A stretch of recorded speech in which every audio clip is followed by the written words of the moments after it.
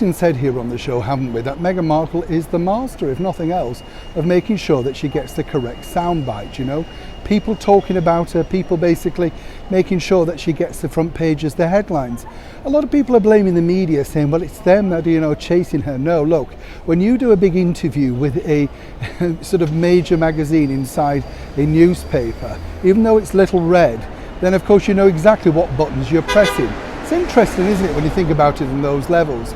But of course it was that magazine interview in which Meghan Markle decided once again to activate the cruelness button towards His Royal Highness Prince Charles. And as ever, let me explain. Hi, good morning, Neil Sean here in the very heart of London. Nice to have your company as ever. Hope you're all keeping well. Busy London right now, in fact, which is nice to see. Lots of tourism back and people enjoying themselves, hopefully spending a lot of money. I hope it's the same wherever you are in the world. Always nice to know, isn't it? That keeps the economy going. That's what it's all about.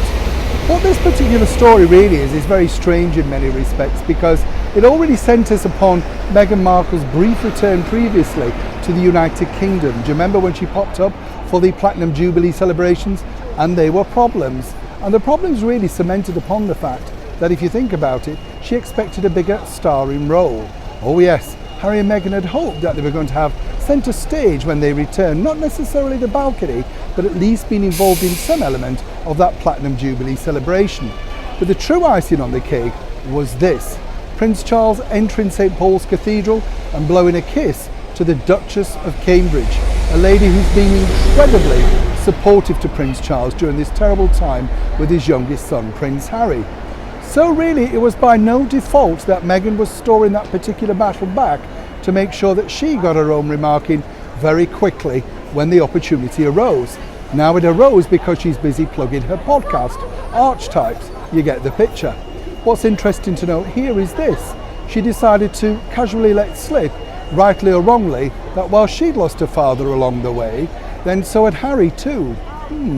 And a lot of people were saying, oh, it's very sad, isn't it? You know, she hasn't lost her father. She chooses to ignore him. He's literally down the road. She could spend some time with him. She simply doesn't want to for whatever reason. We're not quite sure, but there's certainly a case building up against Thomas Markle, particularly, I believe, from Meghan's point of view. We'll just leave it there. What is interesting, though, is that Prince Charles was absolutely devastated by this cutting remark.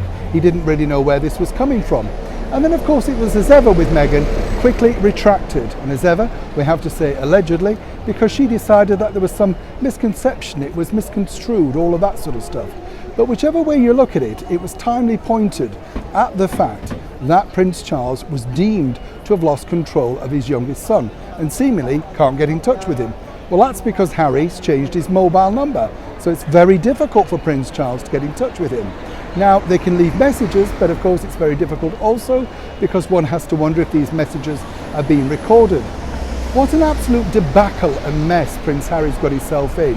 It's very sad for Meghan that she chooses not to connect with her family or indeed her father, particularly at his advanced age. And likewise for Prince Harry, seemingly not connecting back with his grandmother at 96 years old. But really, when you think about it, it's not just one family now that's fractured, it's now two. And did Meghan take that opportunity in the magazine to make that a point? All down to the fact that Prince Charles allegedly, seemingly blew a kiss to Catherine, Duchess of Cambridge. Whichever way you look at it, jealousy can be a terrible thing. Neil Sean in the very heart of London.